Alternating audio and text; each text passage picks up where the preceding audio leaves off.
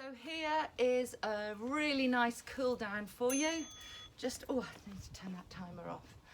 A good general cool down. As ever you're doing these workouts, you can, it is important to stretch as we finish off. So we've done a lot of work today on the legs. So here's two really good leg stretches for you. You're standing with your feet hip width apart, and with your right foot, you're going to take a step back. Your stance is staggered, okay? And now you're going to bend that back knee, and what will happen is you'll start to sink your weight behind you, and your hips will go out behind you as we hinge, and then raise that front foot off the floor. And then using your hands against your long bones, either the femur, you're just going to exhale and lean the body weight over that extended left leg. You'll feel that stretch in the back of the leg. If you lift the toe, you will feel it in the lower part of the leg. If you keep the toe down, you'll feel it more in the hamstring.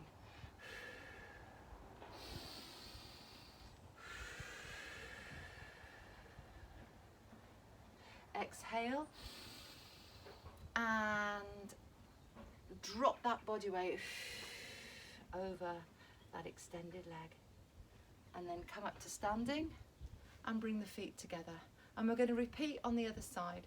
So step back with that left foot, split stance, bend the back knee and feel that those hips sink out behind you, and you start to hinge out.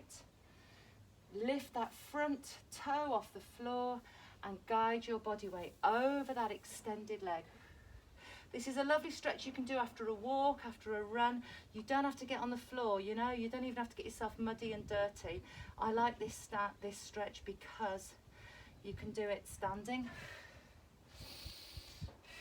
Because sometimes you just need to finish a run, finish some exercise, and not get all your clothes muddy by lying on the floor. I'm trying to make all these stretches standing, so you don't even need to get a mat out. As you exhale, hinging out and stretching out. Let's step it forward. We're going to stretch out the front of the legs, the good old quad stretch. Never underestimate this stretch. You might want a chair for this. I do this so much, it's such a good one. It spreads out those 4 quads in the front of the thigh, so tuck that foot up. And if you can do this in front of a mirror or in front of a window, I've got some patio windows and I find it really helpful. And the reason I do the patio windows is just check that nothing's like this. You know, you really want to have a really good straight line. Imagine that you're a ruler, or I like to imagine that my knees, my hips and my shoulders are sort of like the 6 of hearts in the playing cards. Stack everything up one above the other. Keep the shoulders back and pulling that foot in. If this is too much, again, you can use the chair just to hook the foot on the chair, or you could get a piece of rope or a dressing gown cord and just pull that foot up towards your body so that you feel that stretch. And exhale. You can add to this with a balance.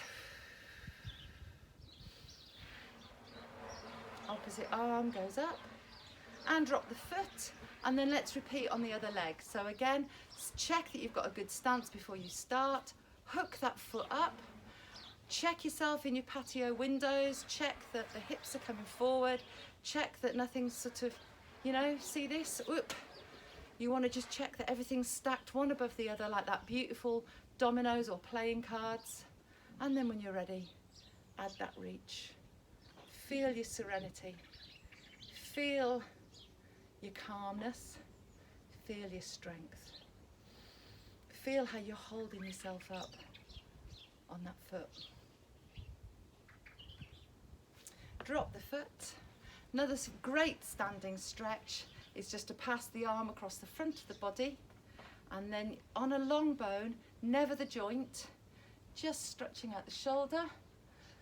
Eyes go the opposite direction to your hand. Your knees are soft. If you lock your knees out, we start getting all sorts of pelvic tilts. You want your knees soft. Oh, that sun's lovely on my face. And exhale as you sort of pull in with that arm. And then let's swap sides. Connecting with your heels. Exhale as you pull that long bone in. Beautiful stretch, lovely stretch.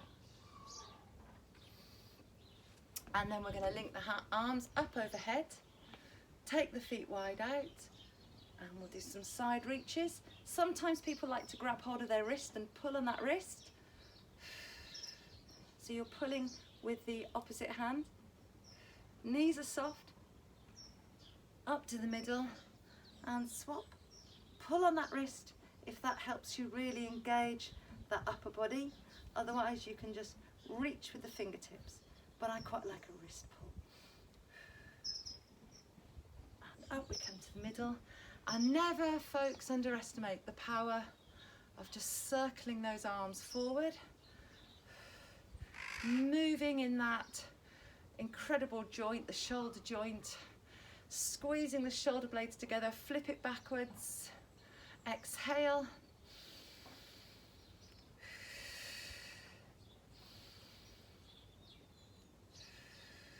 And if, like me, you've got the sun, soften the knees and stand with your face in a precious sunbeam.